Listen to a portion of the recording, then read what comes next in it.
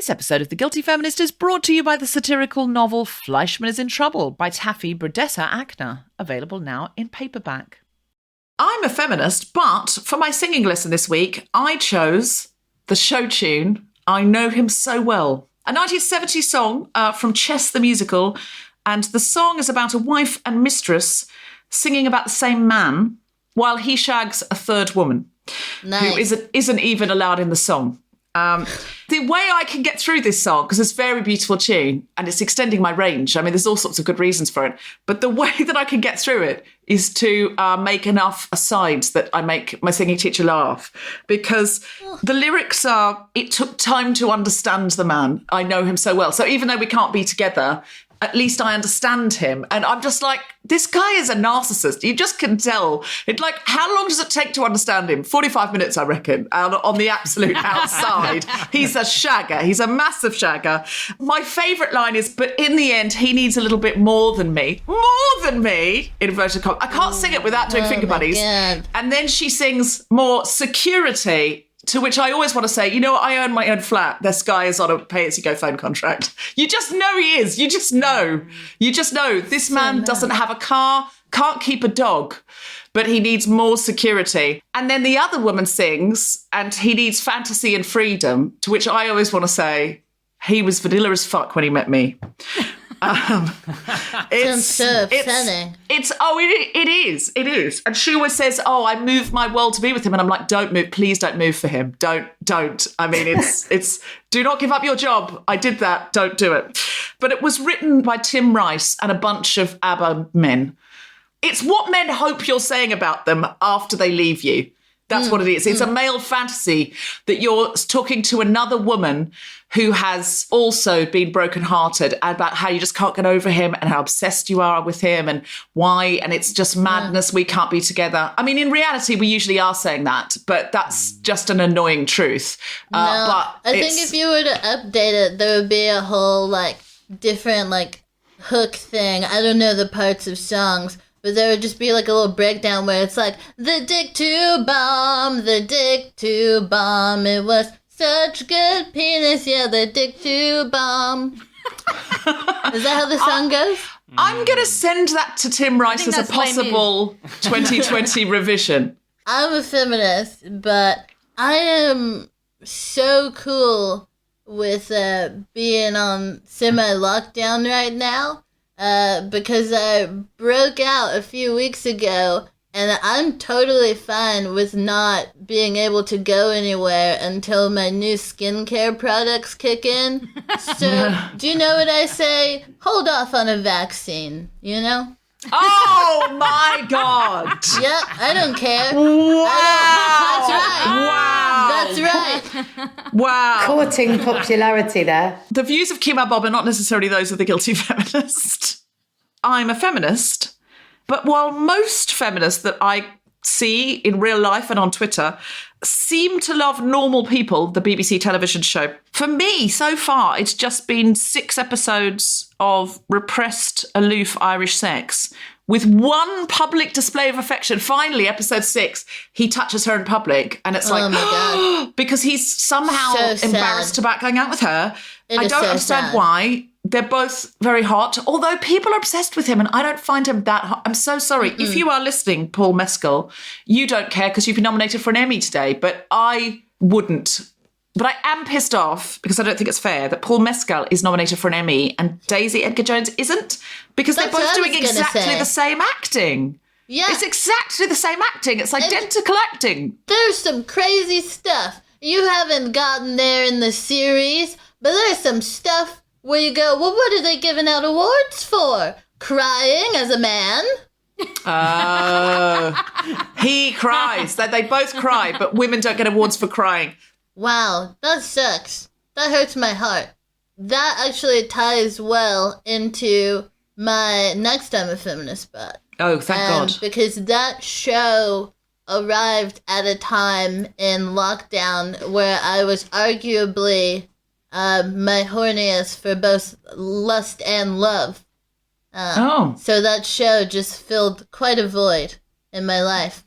And I will say that so far, the hardest part of being confined to home for me was this 3-week period when I left Texas without my vibrator to when I ordered one in London.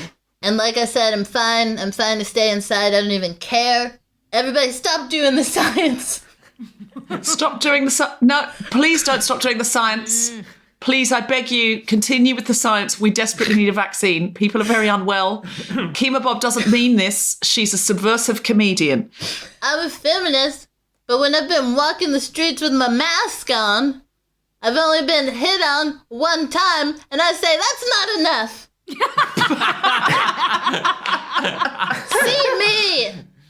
See me. I haven't been hit on at all with a mask on, and I haven't been catcalled at all. All my friends are like, whenever I go running, I just get catcalled the whole time. And isn't it awful? And I'm like, yeah, it's really awful. I get catcalled all the time too. I really find it very objectionable. No one's catcalling me at the moment, and I'm really happy about that. It's good. But also, listen, if in general catcalling has gone away, that is a result. But when your friends are going on and on and on, and they live in Camden, as one friend in particular goes running in Camden every day, and she's like, the catcalling's got so much worse through lockdown.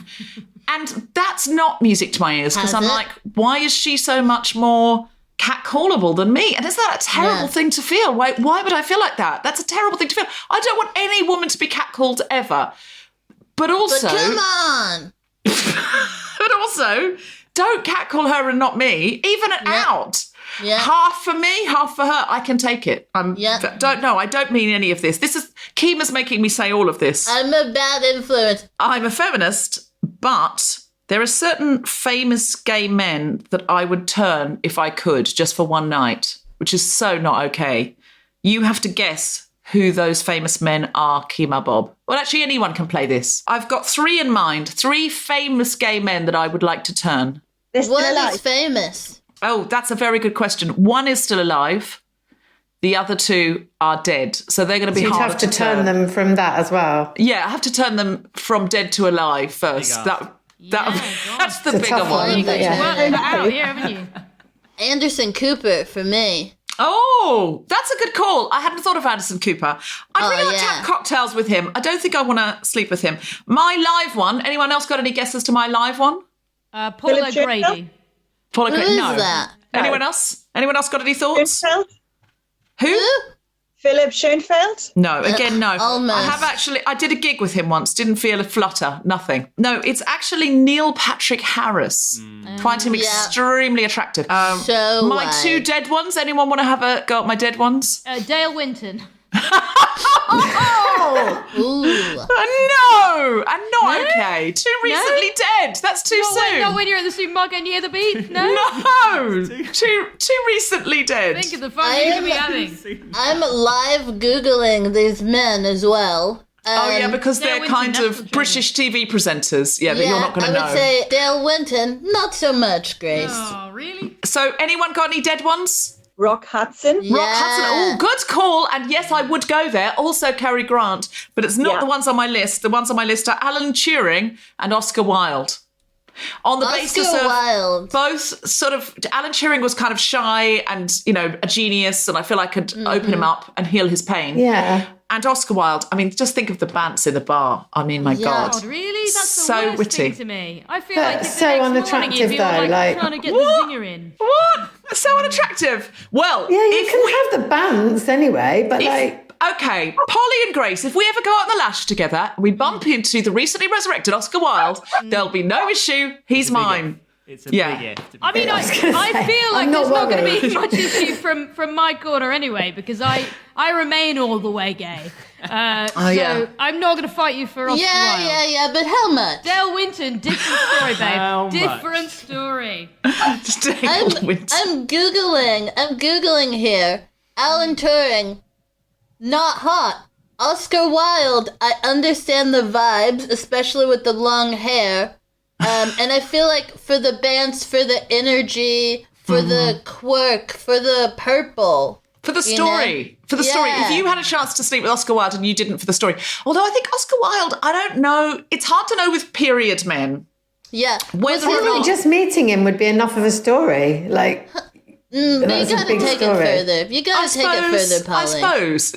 I mean, you absolutely don't, Polly. The official policy of the Guilty Feminist is not that you have to take it further. That's not our slogan. no, The Guilty Feminist, you have to take it further, even though you don't want to. It's the opposite of our slogan. Our slogan is #consent. So, Get in there. No, it isn't, Kemah. Do you have a final I'm a feminist but, Kemah? I shudder to ask. No, I'm frightened to ask. That's as feminist as I've ever been. From a variety of bedrooms and kitchens via Zoom, the Spontaneity Shop presents The Guilty Feminist with me, Deborah Frances-White, guest co-host Kemah Bob, and very special guests, Polly Neate and Jeanny Priebe, talking about home. Oh. This is The Guilty Feminist, the podcast in which we explore our noble goals as 21st century feminists and our hypocrisies and insecurities which undermine them. I'm Deborah Frances-White. With me is co-pilot Kemah Bob, and today we're talking about home. Yes. Hello, Kemah Bob. Hello, DF Dubs. How you doing? So great to have you back in the country. Now, before we get down to it, I'm going to introduce everyone else as we do now. So firstly, we have Polly Neate. Polly is the chief executive of Shelter, the homelessness and housing charity. And so, Polly, hello. Feel free to laugh, heckle, chip in any way, shape or form before we come to your second. And we're waiting for Jeanny to join the call. We'll let you know when she has. But in the meantime, our house band, I would say at this point, is fair to say, Grace Petrie and Folky Ben, who really serve, I mean, they're always the best part of the show. They come on at the end and dish out some serious tunes. But in the meantime, serve a similar function to the hecklers on the Muppets, the two old men in the box in the theatre who Waldorf and Statler, who served mostly to undermine and occasionally to amuse. So Grace and Ben, lovely to see you. Lovely as always to be here. It's good to be heckling again. Thank you. Oh, it's an absolute dream. To give you a full picture, both Grace and Folky Ben are drinking alcoholic beverages, where the rest of us are professionals. No, look. How do you know? They're in the how do I know, Polly? What, if you got a hip flask? No, they're in the music scene. No, I haven't. Just You to haven't. Be clear. Would you like one? I'm joking. I'm teasing Grace because she's one of those close friends you can tease. But you are very welcome. Get a glass of wine if you'd like one, if it would make you feel more relaxed. I'd offer you one. I need to be all CEO-like. Oh, okay. Sorry, you're being a CEO. I apologise for even suggesting it. Yeah. It was me. Kemah Bob, can I help you to a shot of anything? No, it's cool. Just have a giant bottle of water with barely any water in it for me, please. The usual order. Yeah, that's great. Yeah. Can I please have a 1.5 liter bottle of water with about 2 cups of water in it, please? And I have Diet Coke. My Instagram live show, which has become less frequent as lockdown has lessened. Sorry, Leicester. That's the tactless of it. Very tactless. It's so tactless. In London, lockdown has lightened up, but in Leicester, it has locked down further. Leicester's doubled the fuck down. And that's where Grace Petrie and Folky Ben are, sadly. I mean, not sadly, delighted to be in Leicester. Apparently it's where we're going to fucking stay, mate, for a very long time, apparently. Yeah. There's no end in sight to Leicester lockdown. Really? Have you thought about leaving, or are you not allowed to do that? You're not allowed to leave. That's the kind of the point of the Leicester lockdown. Yeah, absolutely. That's the vibe. So you are... Far be it from me or Ben to do anything to disrupt the wonderfully consistent government response to COVID that the UK has had. I don't want to be the only thing. I want to be a fly in the ointment of this magnificent plan that's working so well. I want that on my conscience. Is Leicester the only area in the UK currently locked down to the level that you are locked down? What happened? It feels like that seems so random and such a small spot. Do you know what I mean? Not that Leicester, not to undermine the greatness of Leicester, but it's not, a metropolis. Why? Well, it was to do with the actual reason that the extended lockdown happened here was, I think, to do with the fact that the reporting of figures there was a delay in it, basically. So they kind of, before they could kind of notice that there was much of a spike, as is consistent with the UK-wide response, it was a bit late, I think, when we even went into Leicester lockdown. Like, it had already been out. It already spread quite a lot through the community.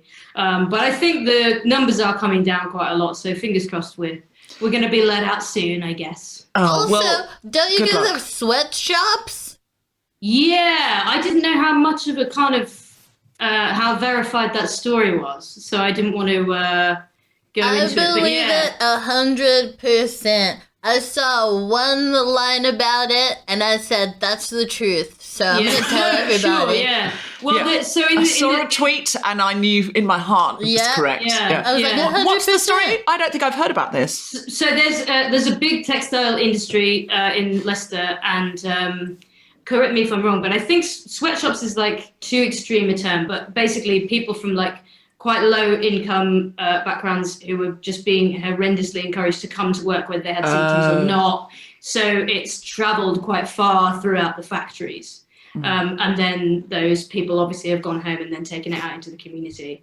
But also all of that information did come in really, really late as well. So there was like a massive lag in testing results to what was being reported nationally. So it was kind of this thing where it was like, oh, suddenly Leicester's got this massive spike. But actually, it didn't happen overnight. Do you know what I mean? It was to do with the reporting. And I guess my question becomes, we say sweatshops is too harsh of a word, but do they or do they not sweat in those shops? Oh, absolutely. Yeah. Well, there we go. Well, I'm not in any way defending the people are sweating. in Leicester or anywhere else. People are sweating. Just to make sure that the Guilty Feminist is not propagating fake news. People sweat in gyms. We don't have gyms. Those are called sweat gyms. People sweat. Yeah, it doesn't. It really doesn't make you think. So, Kemah Bob, it's so great to have you back in the UK. You've been in Texas for a lot of lockdown because you got caught there accidentally. Is that or is that not true? That's true about me. So basically, I was going home to visit some familia because my family are Italian. I was going home to visit. Again, is fake news, isn't it? It's not true. But what are you going to do? Find me? Try it. I don't have any money. So I went to go visit my family in Texas. And I was supposed to just be there for a little bit. It was my birthday, and I wanted to, in a weird way, turn 26 in the place where I was born, where I turned 0. And so, then stuff got really serious while I was there, and I stuck around for a bit. And it was, like, weird being back. Like, it was nice to be with, like, family and stuff. I learned some new things about my family, like how my Nana almost drowned in a jacuzzi because her boobs were too big. Yeah. Because her boobs were too big. It was a whole situation. I don't really understand the dynamics of it, but she was startled by her own chest, and then she was below the water. It was a lot. It was tough to hear about. She's insane. And I got to feel like I felt really bad about where I was at this point in my life.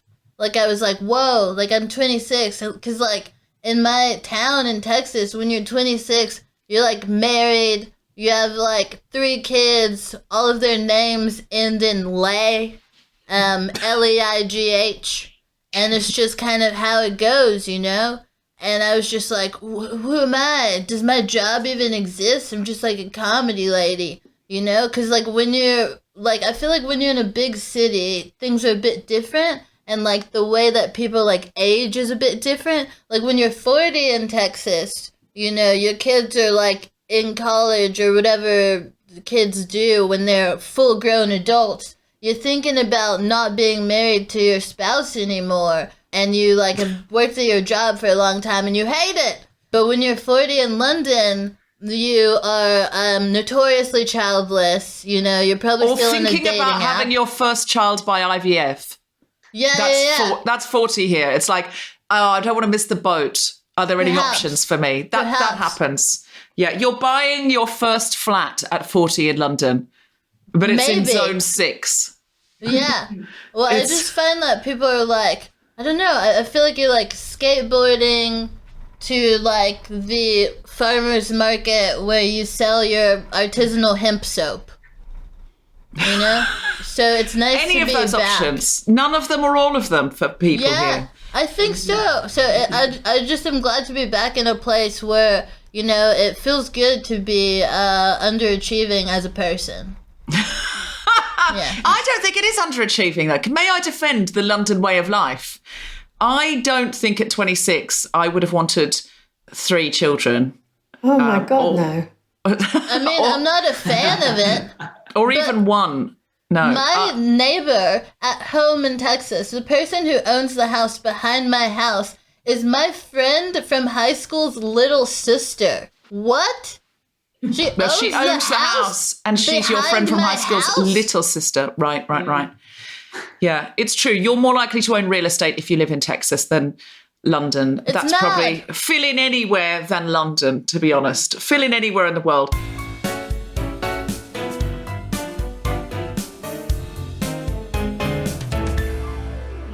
Please welcome to the mic, Kemah Bob. Woo! Oh my God, thank you so much for welcoming me to my own laptop. Feels so nice to be here in front of my own laptop with you guys. So I was home in Houston, Texas, the home of Megan Thee Stallion, the home of Beyonce, the home of Lizzo after age 10. Yes, we are responsible for everything you love and like. I was there for a few months where I got to do things like meet my childhood best friend's boyfriend who's a bit too dumb for her, but what can you say? And I also got to deal with homophobia head on. The first time I was hit with it, I was caught off guard, I was flustered. It came out of nowhere, just kind of like, someone said the F word, and I was like, bad, but that wasn't a good enough response. And so I said to myself, the next time someone says something naughty, I'm gonna be ready. So here's the part where you may actually try to find me. Okay, it was quite early in lockdown. I was invited to a first birthday party. And guess what? It was unnecessary. Babies don't remember their first birthdays, but I went. Okay, yeah. Find me, sue me, tell the cops. And I was there, and there were children running around scaring me. I hate them. I'm allergic. There were children scurrying around being disgusting, and adults and whatnot. And these 2 guys, one of them, like, dropped a cup, and the other reached down with him to pick it up. And as they reached down, they almost, like, touched faces. And this other guy goes, "Oh, man, you almost kissed. That's gay." And I was ready. I was armed, I was locked, I was loaded. And I said, "Oh, that's not gay. You want to know what's gay? 2 men being in a busy nightclub locking eyes from across the dance floor before deciding that maybe they should talk to each other. As they approach each other, one likes the cologne of the other and starts whispering into the other's ear, 'Hey, do you want to get out of here?' The other consents. They leave the club. Busy in a taxi, they're rubbing on each other because they can't keep their hands off of each other. And when they reach the other's flat, they start making out. Loads of tongue, loads of hands up and down the body, up and down the body. They start playing with each other's waistbands until one of them says, 'I must take these pants off. May I take these pants off? You may take these pants off.' And then they break into uninhibited penetrative sex. That is gay." And he said, "You know what? I can't even argue with you. You right?" And I felt like I made a change for the better that day. And I was able to make myself proud. But yeah, Kemah Bob's comedy call-outs, everybody. Kemah Bob's comedy call-outs. Try it. And all the kids were like, "Wow."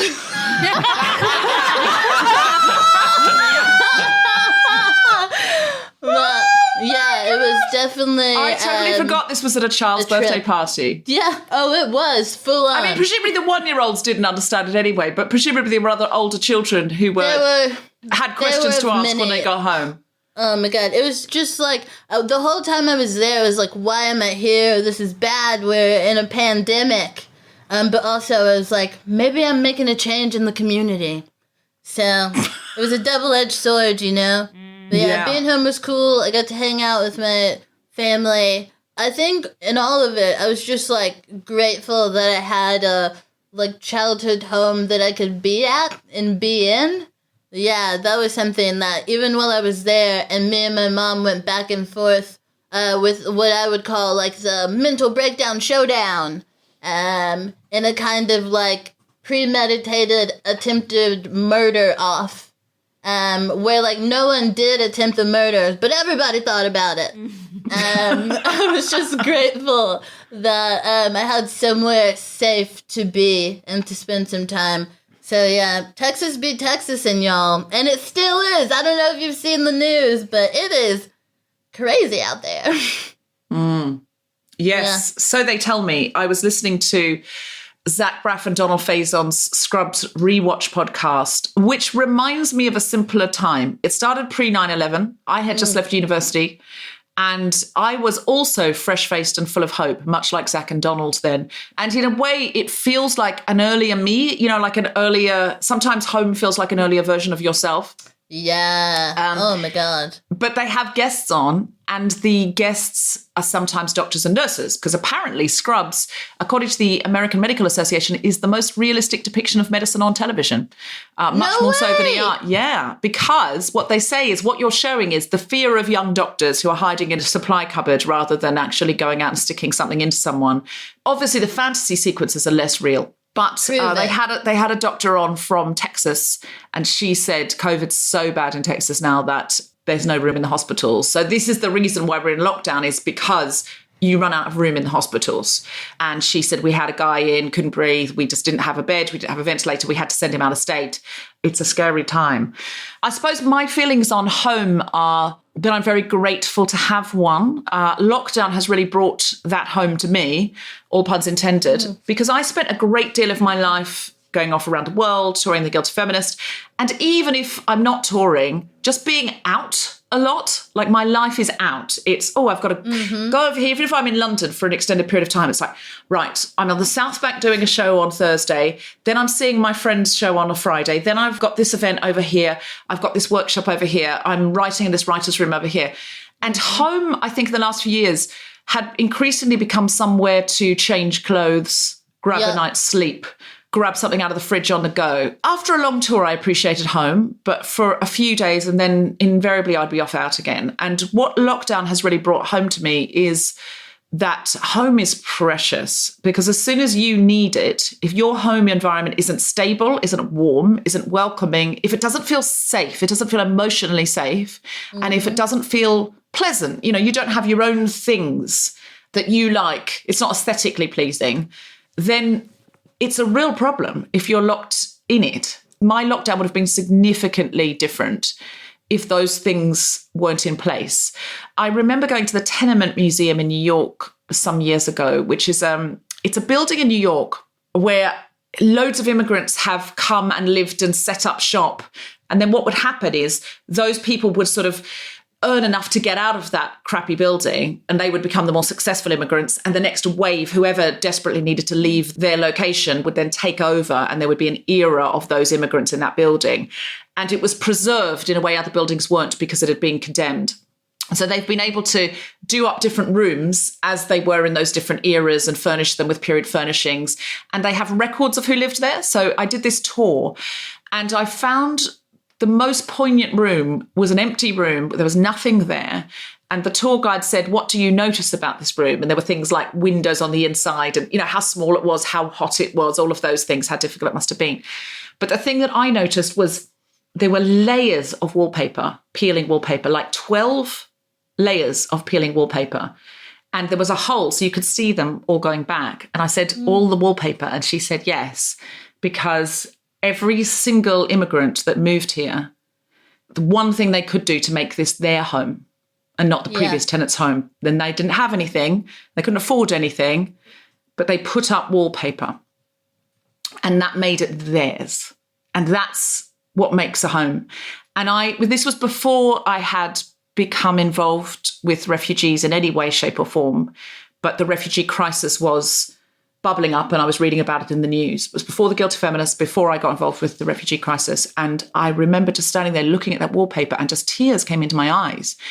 And I looked back on a Facebook post recently that I'd made about that at the time, saying it's all people want when they're running from great trauma and terror is a little tiny patch that is their own, where they can hang up some wallpaper and start again. And it moved me so much. And I'm sure looking at that wallpaper was the thing that motivated me to get involved with refugees later down the line. It sort of lay dormant in me. But I think about it a lot. I think about what makes a roof over your head a home. I think about the Calais jungle with the shelters inside and people putting up their own little personal things, little photographs, things from their old home to make this new home their new home. And how important that is, how important it is to have a little space where you can put up something personal and say, this patch is mine, and here I'm safe, and here I am free.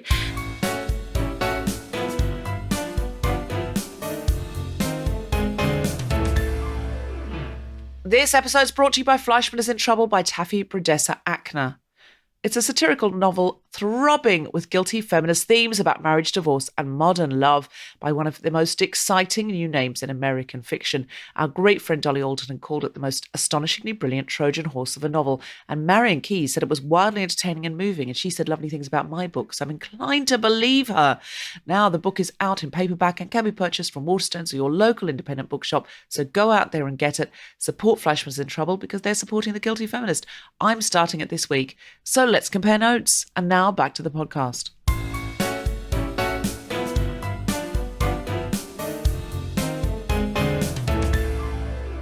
Our first guest today is Polly Neate, Chief Executive of Shelter, the homelessness and housing charity which defends the right to a safe home, working with individuals in communities and across society.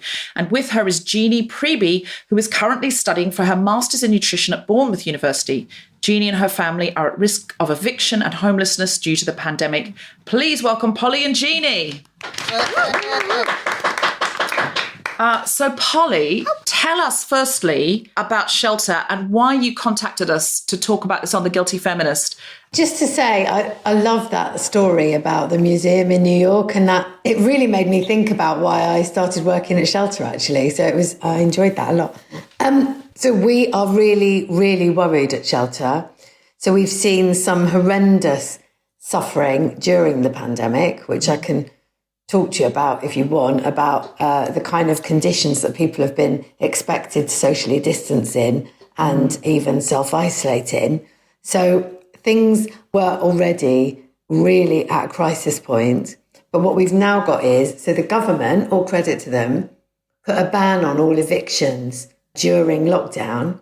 But that ban comes to an end on the 23rd of August. And what we're really, really worried about is that many thousands, as in hundreds of thousands, of people who are privately renting could then be evicted from their homes. And we could see a homelessness crisis, the like of which, I mean, if we thought we had one before, boy, are we going to have one now.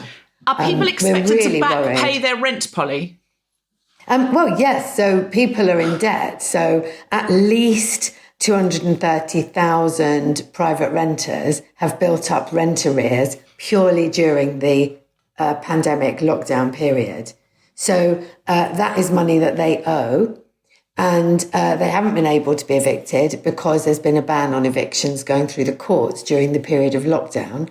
But it's, as I say, it's coming to an end on the 23rd of August. And after that point, the landlord can say, particularly if they have 2 months of arrears, the landlord can evict them. Wow. End of, basically. Even though the arrears is caused by the fact they couldn't work during the pandemic and they're in a minimum wage job or even not even a minimum wage job, just any job. Who's got 2 months rent saved? Well, absolutely. Most private renters don't. I mean, this is a group of people you wouldn't be renting if you had thousands and thousands of pounds in the bank. That's right. People don't have significant savings. You know, it is very, very frightening. And we'd already seen, you know, we've had, I'm particularly thinking about women, B&Bs, hostels, horrible converted office blocks are already full of women, particularly single mums and their children, who have already been struggling against all the odds, frankly, during lockdown. I mean, just the situation people have been surviving in is, I've been horrified, and I didn't think a lot would horrify me, to be honest, but I have been. Also, we're seeing women fleeing domestic abuse as well. So once lockdown's been lifted, some women are deciding to make their escape from abusive relationships. So there's huge pressure on the system anyway. And then we're seeing this kind of like evictions cliff face. I don't want to kind of alarm people. And actually, you can get help from shelter. So please do go on our website, use our web chat, phone our helpline. We will try to help you if we possibly can. But it is true to say that there are going to be a significant number of people evicted. And, frankly, there isn't anywhere for people to go. So for people on low incomes, there just isn't housing that people can afford to rent. And I'm not only meaning in London either. What's the value, Polly, of landlords evicting people if there's no one else to take those flats that people on low incomes would be able to afford? Aren't they better off just going, forget about that 2 months, we'll start again from when your job takes off again? So some landlords are, I often get accused of demonising landlords, so I better be careful. Some landlords are being really good and are proactively negotiating repayment terms with their tenants. And you're right, so if somebody's been a stable tenant, there isn't much advantage to the landlord in letting them go. The only other thing you do have to remember, though, is that some landlords have been on mortgage holidays themselves and are now having to pay back those debts. So they themselves are kind of looking for ways to make money out of their property or even to sell it. So in those cases, they may well feel that, or they might feel that they will be able to find a tenant who can pay the rent. And some people's future is very insecure. And I don't want to kind of keep making these kind of statistics getting worse and worse and worse. No, we need to know the truth. There are about 1.7 million renters who think that they're going to lose their jobs in the next 2 to 3 months. So hopefully some of them are wrong. But even if they are, that also then is putting a huge amount of pressure into the system. One thing that really makes me angry is that these are the people that we've all been outside our doors on Thursday evenings clapping because they're the heroes that we couldn't live without. I don't mean doctors, but I mean like nurses. I certainly mean care home workers, hospital porters, delivery drivers, people working in supermarkets. These are the people, many of them are women, who we've all been relying on and who, we are living in a society which does not give them anywhere decent they can afford to live. Because or any safety net if things go wrong. Yeah, there's no safety net. We are incredibly lucky in this country that if we walk outside, apart from the poor Leicester people, but if we walk outside our front door and we tragically, God forbid, get hit by a car, which I did actually last week. Oh, God. Is that why your finger is bandaged? Yeah, I'm on crutches as well. I got knocked off my bike, but I got picked up by an ambulance. I don't have private health insurance. I got taken to a world-class hospital. I got treated immediately. I didn't have to pay. Car hit me off my bike, and I fell into that safety net that in this country is there in terms of our healthcare. I can tell you, if you become homeless in this country, forget it. There is no comparable safety net there. The kind of care and the kind of provision that we rely on in health just simply doesn't exist. So I don't know. I'm bringing the mood down really badly. No, Polly, it is come bad. on. It's really bad. We're very good at a gear change here at the Guilty Feminist, and it's important that we know this. This is why you're here. I noticed if I walk through Camden now, if I walked through Camden before the lockdown, I'd get asked for change once or twice by somebody in need.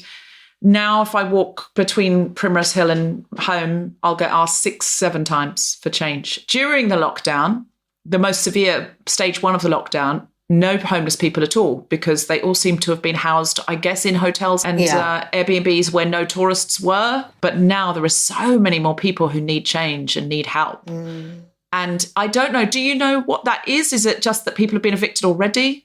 So most of the people that were put in hotels during lockdown are still there, actually. And local authorities are kind of searching for... I mean, I've already described the amount of pressure that there is on accommodation at the most affordable level. So this is a whole nother group of people, 15,000 people accommodated in hotels during lockdown. Got to find somewhere for them as well.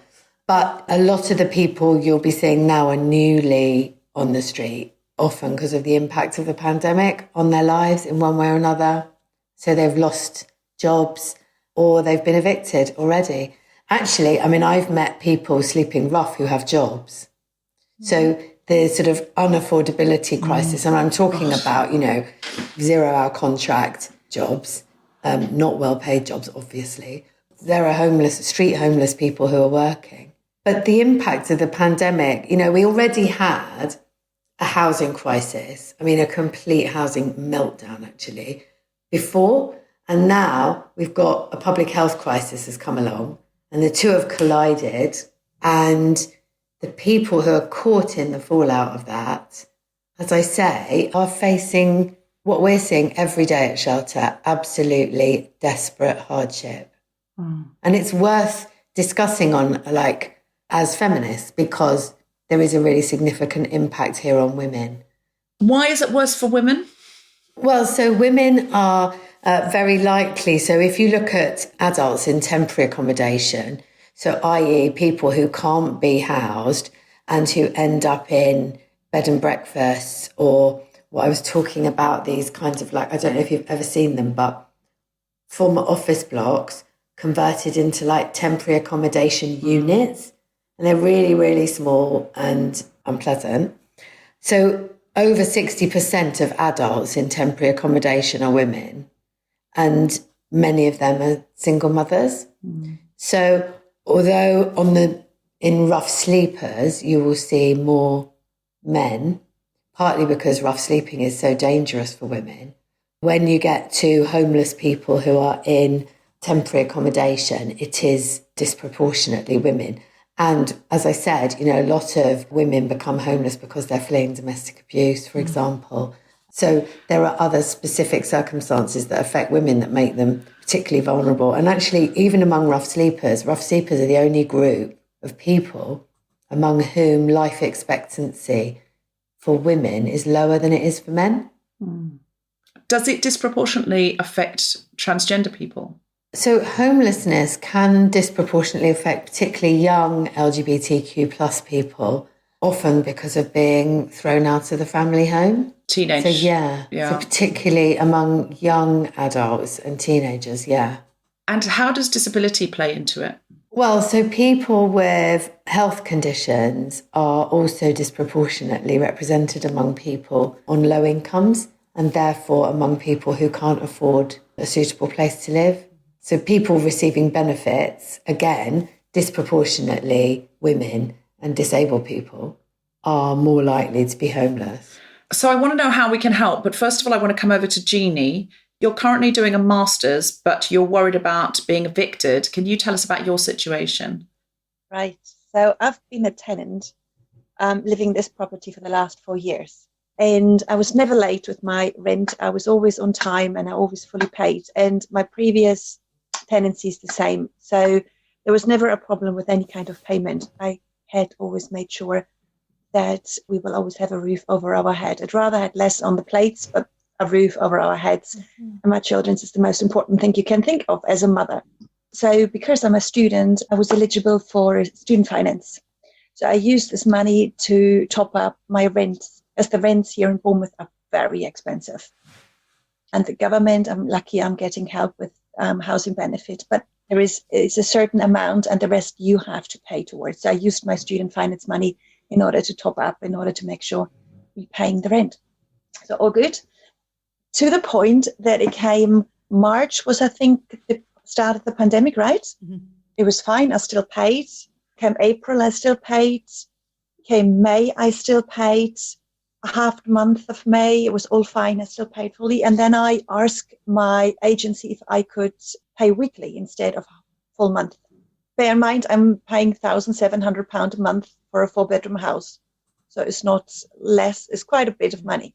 And it's not a massive house. It's a normal house, which is fine. I had to accept the price, and that's just the current rent. And I thought, okay, I might be able just to get to speak to her to lower the rent. But she didn't want to. She came back and said, no, she's not interested to even sit together and talk. After 4 years. Yeah. No interest. No interest. And we're talking about a woman. I mean, where's woman power? Where is help? Where is, from woman to woman to say, hey, let's support each other? Nothing. Absolutely nothing. So my agency came back and said, sorry, she's not interested even to sit and talk. So I said, right. The only thing I can do at the moment, because normally I would go and work, pick up the hours, because I work part-time at Clark's. So I would pick up the hours and work and make up for the amount of money.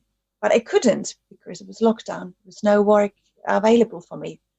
So I said, all right, I'm going to pay her the whole amount I'm getting as housing benefit completely. And the rest I will pay her back every penny I owe as soon as I can. And that was near the end of May.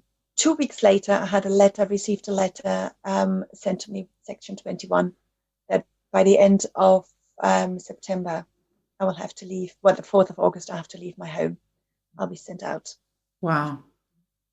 And that was quite hard because, it's not just a house, as you said, it's my home and it's the children's home. And we were never late before, and there was no communication. There was a complete communication barrier.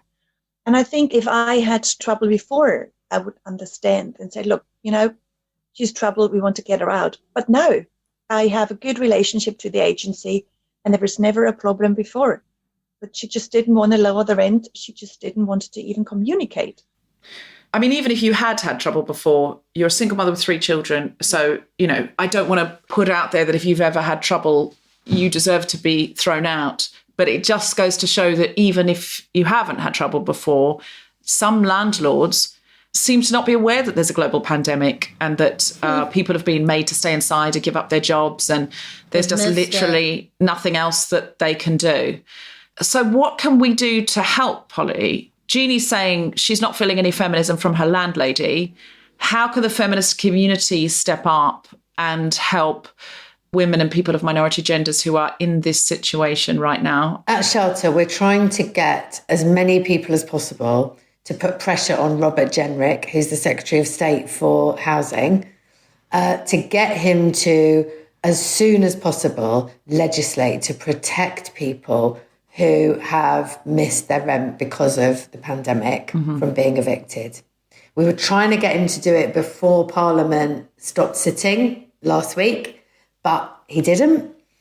But it wouldn't be very, what he needs to do basically is continue the ban on evictions until Parliament comes back in September. And then as soon as that happens, it's very, very straightforward. Minor tweaks to legislation that he can pass to give judges the power to take into account the fact that the pandemic is the cause of people's rent arrears. So we would love people. You can go on the Shelter website. It's very easy to find where to do it. We would love people to, or just go on Twitter and tweet Robert Jenrick and ask him to protect renters after the 23rd of August. So that's one thing. The other thing to do, we are anticipating at Shelter an absolute flood of people needing our support after the evictions ban ends. So we could really do with your support right now. I can't lie. It's not an easy time for charities. So the other thing to do is to support Shelter. We really need that. So support Shelter with your money, but to support government legislation, because otherwise it's all this thing where we're all passing around the same tenor trying to help each other when actually there are billionaires who are not being taxed and we're all trying to help each other all the time, which we should and we will continue to do. It doesn't hoover the humanity out of us to be able to help. But we need to pressure our government to do the right thing and make sure this is just basic justice. This isn't charity. This is justice. It's justice for renters after the 23rd of August. And we really would urge people to petition Robert Jenrick in order to just make these really small legal changes that are needed.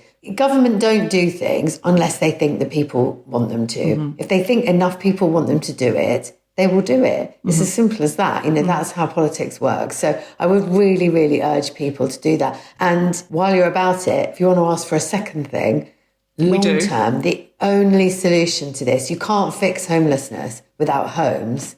The only solution to this ultimately is to build housing that people on low incomes can actually afford to rent, which frankly just doesn't exist. Sorry, Jeanny. I think we need housing on all sorts of ends of the spectrum, just in general for working class people, because it's not just people who are homeless or people on an extreme low income. It's people even for me completely who have been hardworking or hard studying and working, bringing up the families and trying to just create a better life.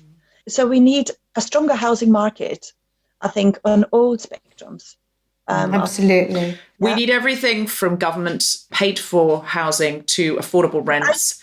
I have paid my rent arrears back. Otherwise, I wouldn't have been able to register with the agencies and been out there to look for a new home, because although I've paid it back, I still have to leave my home. I'm still... You are definitely having to leave that house, are you? Yeah. I still... It's so... to me, that's such a ridiculous response, because if I were a landlord, which I'm very much not, just put that out there, but if I were a landlord and I had someone who'd been playing brilliantly through, 4 years and I'd never had a problem with them and they'd never had a problem with me, now I've got to go through all the faff of finding someone else. There may not be a family who can afford this now because they're in the same situation. It makes so much more sense to me to just say, pay what you can over this period, let's start again in January 2021, than to try and go through all of that estate agent fees and everything again. I think people are cutting off the noses to spite their faces in the first place. Greed. It is pure greed. There's nothing else to say. And actually slightly just nastiness. There's a sort of twisting of the knife there that really is unappealing. I mean, I don't know your landlady's situation. Maybe she's in massive debt. I don't know. But I genuinely do feel it's a foolish financial decision if you have someone who's always made the rent and will clearly make the rent again and has said, look, I'll pay you back the arrears. And I think it's foolish financially, really. As I said, I've paid the arrears back. If you're listening at home, and I know that you are, Jeanny is just showing us that she's paid her arrears back. But look, you don't need to demonstrate that to me. There are people who haven't and can't and won't be able to, and I feel shouldn't be in vulnerable positions. Thrown onto the street, put in vulnerable positions. I think it's horrendous. It's horrendous. The government have already earmarked. This was since way before the pandemic and all of that. £12.2 billion over 5 years for affordable housing. And what we're saying is they need to bring that money forward and spend it in the next 2 years and make sure that they use it for properly affordable housing for people on lower incomes. And that is kind of the other bit of our big ask to the Secretary of State, to Robert Jenrick, as well as the short-term fix is just this legislative change to protect the renters who are facing eviction now, like Jeanny. But the longer term fix is not that long term. They've got this money. All they need to do is bring it forward, and they need to spend it for people who are on low incomes. And these are the people that I was saying, that we've been clapping every Thursday evening. These are the hospital porters. These are the care home workers. These are the supermarket workers. I read that 45 Boots are closing across the country. How much were we relying on Boots when that was all that was open? And if you've just lost your job and now you can't pay your rent and you're an ordinary person with an ordinary job but an important job for that community, now elderly people have to catch a second bus to get to their Boots and so on and so on. And then they miss their prescription and then they fall ill and so on and so on and so on. Vulnerable people constantly pay the price for this. Listen, wherever you're listening in the world as well, we have a lot of global listeners. There will be a shelter or similar in your country that is doing the same thing. So look for it, Google the details wherever you're living. I know, for years when I've gone to America, I've been so shocked to see functional families living in their cars because there's no safety net at all in America. That doesn't seem to have been for years. She lost her job, then he lost his job, and then the landlord said, get out. And then now they can't rent anywhere because they've got a record that it looks like they're not going to pay, or they got caught in that subprime mortgage crisis and they're living in their car. They're just living in their car and there's no way out now. I've met women in this country who fled domestic abuse with their children who are living in their car. It's so wrong. It's so wrong. So wherever you're living, try and put pressure on your government and try and support the organisations that support those who are homeless. If people have a spare room, or some people have a second home, is there a way that they can help? If you have a second home, you can rent it out, and it's up to you how you set the rent. If you have a second home that you go and stay in the holidays, then presumably you don't actually need income from that home, in which case you could set the rent at whatever level you want. And same with a spare room, I suppose. That's a good point. I know with refugees at home, you just contact them and say, look, I've got a spare room and it's available for this length of time. You don't have to say for the rest of somebody's life. You can say, I'm happy to have someone in it for 6 weeks and then see how it goes. And if it goes well and the chemistry's right, you can extend that. But it just can stop somebody falling through the cracks. If they've got then 6 weeks or 2 months to find somewhere else and set themselves up, it can really help. I know that homelessness disproportionately affects Black and brown people, and often Black and brown people are also discriminated against by landlords who will say, oh, the flat's gone now. And I was reading a lot about this the other day, that they'll say, oh, there's a flat available, and then someone will turn up, or they've got an Asian surname or something like that, and then they'll say, oh, it doesn't exist anymore. Sorry, I've already rented it out. How do we pressure the government to make sure that Black and brown people are not disproportionately affected by homelessness? Well, so one of the ways that people discriminate in terms of renting is they used to anyway, refuse to take any tenants who are receiving benefits. Mm-hmm. And by saying they won't take any tenants on benefits, they're actually indirectly discriminating against any group of people who are more likely to be on benefits than the general population. So i.e. women, many people of colour, certainly disabled people.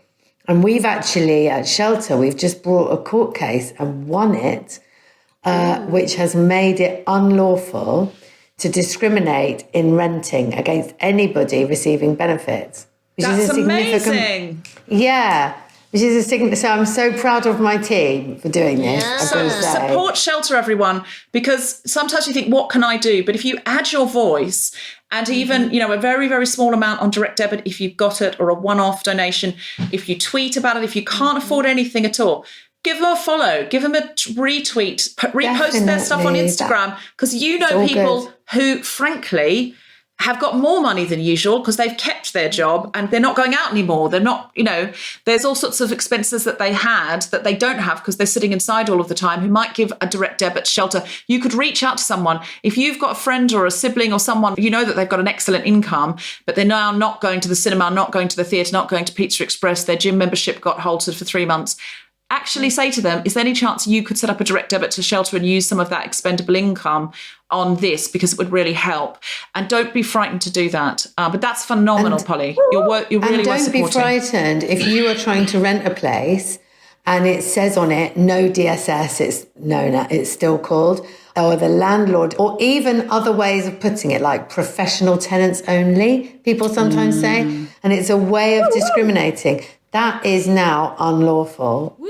Come on, Shelter. You can challenge that. Polly. You can challenge that discrimination, and that does disproportionately impact women, BAME people, disabled people, and all of that. So people should know that is now unlawful. That's amazing. Yeah. Jeanny, is there anything else you came to say that we can help with, or that you'd like to get off your chest? Yes, because I think it's very difficult. We are looking for a 3-bedroom house, and houses or properties, no matter what it is, it could be a bungalow, it could be anything, are really hard to get by at the moment. Really. So do you need... I think that's Grace's dog. Do you... was it your dog? Oh, it's Jeannie's dog. Sorry, Grace. It's not your dog, it's Jeannie's dog. So, Jeanny, do you need a house in Bournemouth to rent? Yes, please. Okay, yes. So if you have a place in Bournemouth that you'd be happy to rent Jeanny, who's a brilliant tenant, and her kids and her dog, and you live in Bournemouth and you have access to a place with 3 bedrooms, then please could you get in touch at guiltyfeminist@gmail.com. That's our email, and we'll forward that on to Jeanny, guiltyfeminist@gmail.com. That's a really practical way that you can help right now if you have a place to rent in Bournemouth. Bournemouth or Christchurch. Poole, Bournemouth or Christchurch, because that's where Jeannie's doing her master's. And it's really unbelievable that we have to say Jeannie is a working mother who has a job and is doing a master's and is now being evicted because of a pandemic and circumstances that are way out of her control and global. It's ridiculous. But there you are. If you would like a brilliant tenant who's been on the Guilty Feminist, then please get in touch with us. Kemah Bob, you're looking for somewhere to live at the moment, aren't you? You're going through all of this. How are you finding it? Are you finding like I know you're writing for Nish's show at the moment, for Nish Kemah's Quibi show, so you should probably give that a plug because you need that to get recommissioned so you can afford rent. Yeah, so it could keep happening. I think under the best circumstances, house hunting is stressful, and these are not the best circumstances at all. I want to tell people to watch it, right? But Quibi is like £8 a month, and there's good stuff on it. Okay, it's got there's stuff on Quibi has been nominated for 10 Emmys. Okay, so somebody's watching it. But yeah, I'm writing on a show called Hello America, and that's it's a really good thing, I think. Sorry, I'm just so this is so real, so heavy, and so present. And I think just kind of the lack of empathy that some people have at times like these is glaring. And so I think those of us that have the ability to do something about it, whether it be to write into Robert or to, dig in our pockets, need to be active about it.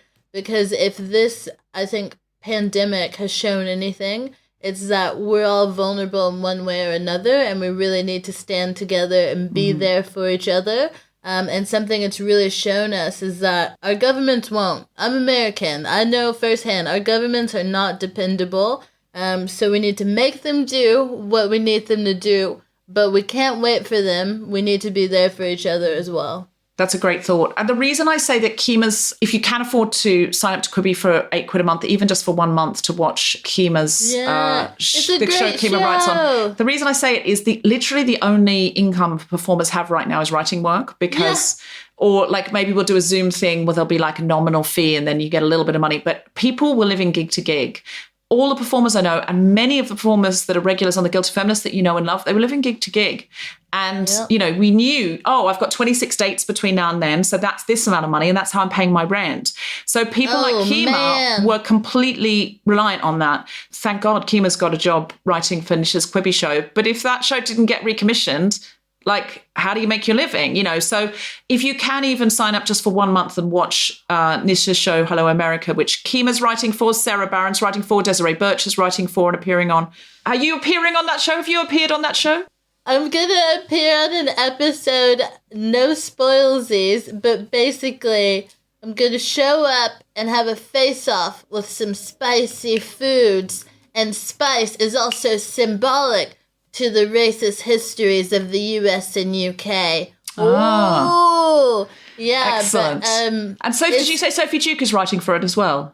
Yeah, and she's going to appear on it on Monday, on this coming Monday. Amazing. So just get it on your app. If you can afford £8 just for 1 month, I think there's a free trial even. And if you can't, just pretend and tweet about it. There are clips.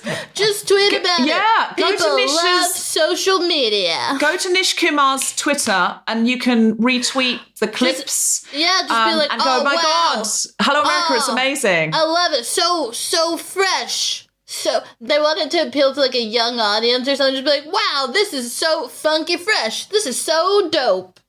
I don't think guys should say funky fresh or dope. I think that's what the youth are saying. I think that's what the kids are saying, man. Yes, and that's exactly why I shouldn't say it.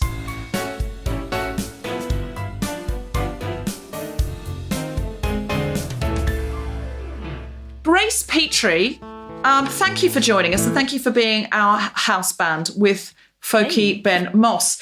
Do you have a relevant song for us today?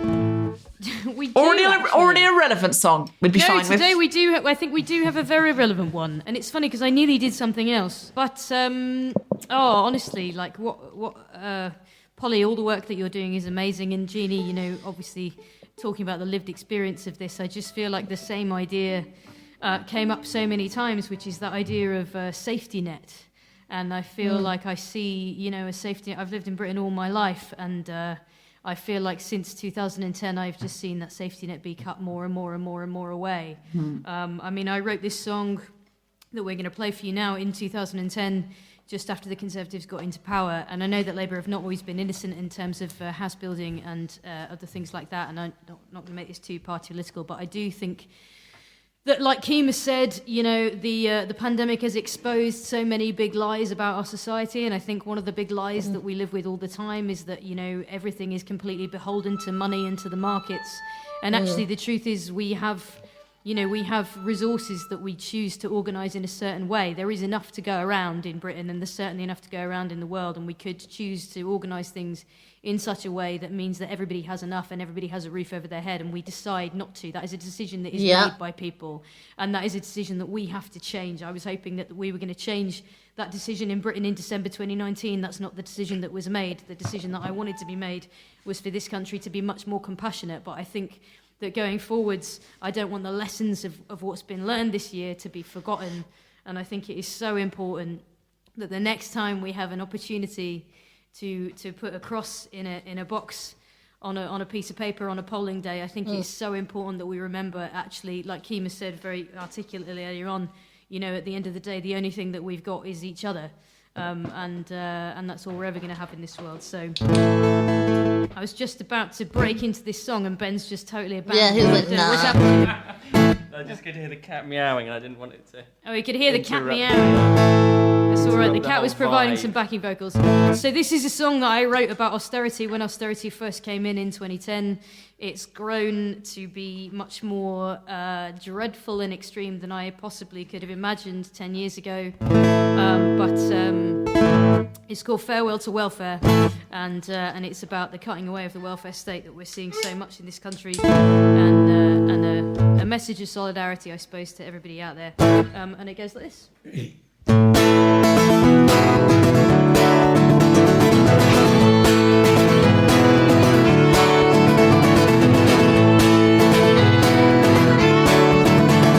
It's never too late to recapture the benefits of Section 28, and it's never too wild to slash benefits for single mums. The only victim is the child, and oh,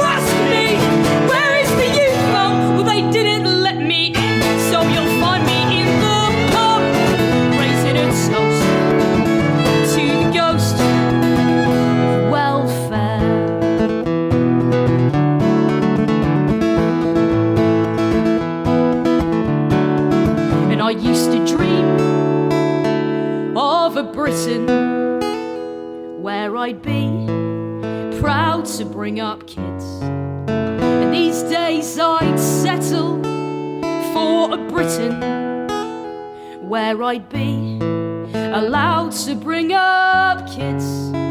And Mrs. May, if I may be so bold as to say that your archaic view of family holds no relevance today. And if you think that honest people really should be turned away from IVF and B&Bs just because they're gay, I suggest you stop requesting that we continue to pay our taxes to a party that's held us back all the way. So I'll take my business and my produce and my income tax elsewhere and say farewell, farewell to welfare. I say farewell, farewell to welfare. And I say to hell with the welfare. And I say farewell, farewell. I'll say farewell, farewell. I'll say farewell, farewell. It's a welfare.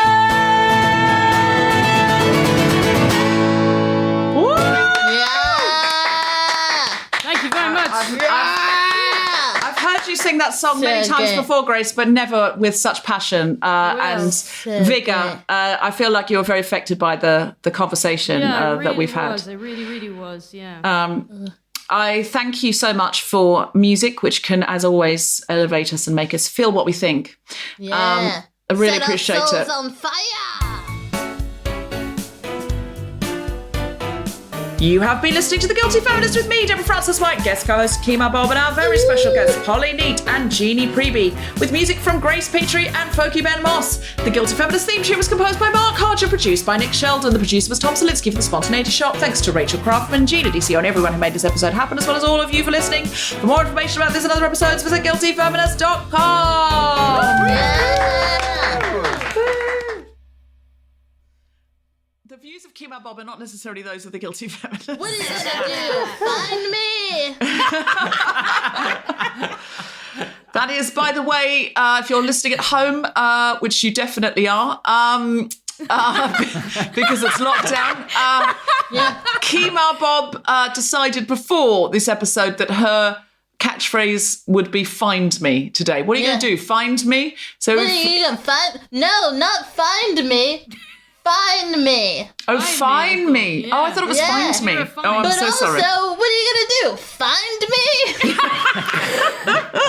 It's got levels. It's got levels. So 100%. many levels. So many You want to levels. find me? You better find me first. That's Yeah. right. Yeah, look up my IP address. Please don't. Please don't come to where I am. Thanks again to Fleishman is in Trouble for sponsoring this week's episode. Buy it now in paperback wherever books are sold. A huge thank you to our amazing patrons who have supported this podcast at the Smash the Patriarchy level or above. Sarah Brown, John Quacoy, Sarah Boom, and Ruby Rose Thompson.